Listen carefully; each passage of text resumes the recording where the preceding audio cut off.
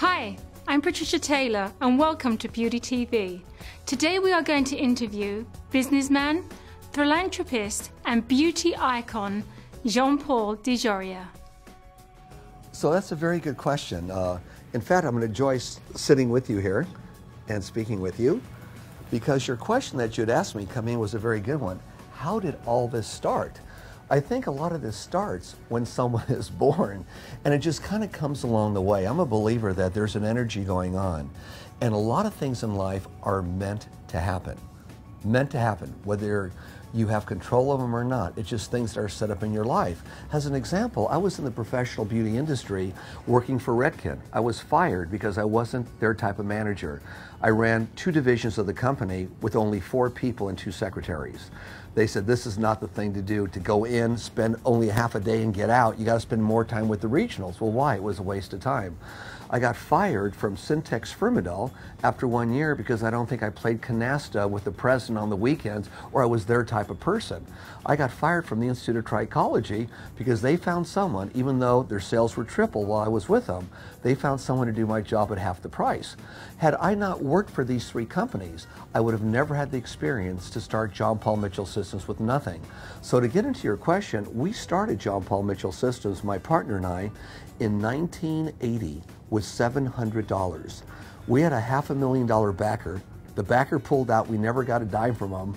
And between he and I, seriously, we came up with $350 each. I had a few hundred left over. I'd borrowed some money from my mom. Didn't want to tell her how bad off I was, right? To exist on, because we thought we were going to start a business. We left everything behind. So I slept in my car the first 2 weeks. Oh, wow. And it was a very humbling experience. And then little by little, along the way, we made it. So what would you say your biggest obstacle making it a success was? Very good question. The biggest obstacle in making it a success, I think, was handling rejection and being patient. Anyone that wants to go for any kind of business, whether it's a tangible item you're selling or a service, you have to be patient and get ready for rejection. People slamming doors in your face, get ready for rejection. It took us 2 years to pay our bills on time. 2 years. So it was really hand to mouth for 2 years. We barely made it. By business law, we should have gone bankrupt every week for the first 1.5 years. Wow. But when 2 years came along and we were able to pay our bills on time, not pay them off, but pay them on time, and have a couple $1,000s left over, we said, we made it, yay!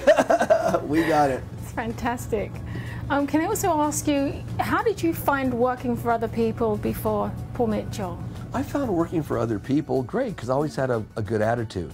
However, being in business for yourself was more my cup of tea because I could do things the way I think would be more efficient and not under a corporate structure. Yeah. You now have Patron and now you have Paul Mitchell. How does that work for you now? Paul Mitchell was started in 1980. Patron was started in 1989. And Patron today is much larger than Paul Mitchell, as you probably are aware of.